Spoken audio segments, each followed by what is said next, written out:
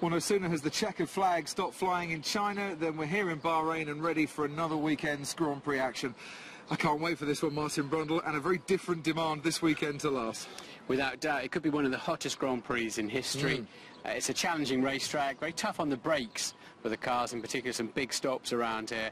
And of course we're in the desert, so sand is always a factor, so it's got a very high grip surface as well. So as you say, a different challenge altogether from a week ago. Well, you mentioned the heat. Now, we've got our hankies to put on our head to keep cool. The cars haven't got that. The teams are going to have to sacrifice performance for cooling issues. So who's got the best cooling package? Who looks good before we get on the track? It's all about efficiency, isn't it? And yes, you're absolutely right. When it's hotter, they have to open up the brake ducts, the radiator ducts, and there's no fans on Formula 1 cars, so it's all about the air that passes through the car, and in that case then you get more drag as well, so they really try to cut that as fine as they can to be right on the edge of being too hot. The thing I'm looking forward to this weekend is seeing Kimi Raikkonen a year on from what was his, I think, best early race last year. Could have won it, but he was a bit rusty, we both thought, during the race. No rustiness now, and to me he's banging form.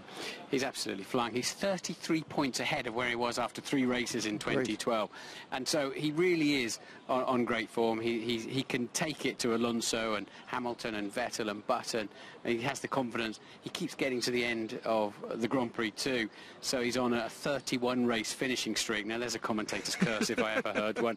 So Raikkonen really is in good form, and he's hurting still from not winning this race. He took a bad decision when he tried to pass Vettel for the lead, and I see absolutely no reason why he couldn't win this race, and the Lotus car seems strong enough. There are a few reasons, because there's 4 other world champions in it, and there are some very good cars out there.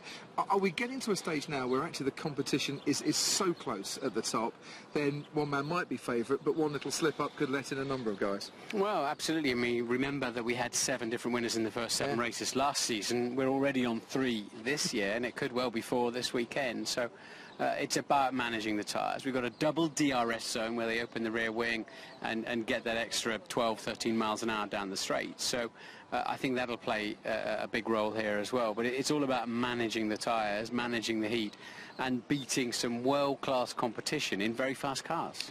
I'm glad we've got 2 DRS zones here, because it's not a track that it's easy to overtake on. I think this is a track where that double DRS adds to the show.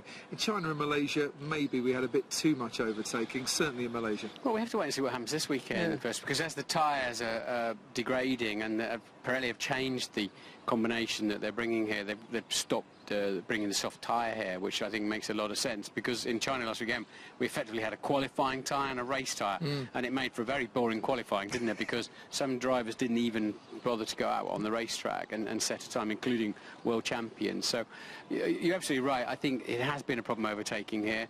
Maybe the double DRS will work. I just hope it's not like last weekend, where DRS is supposed to assist an overtake, make it possible, whereas in China it made it an absolute cert.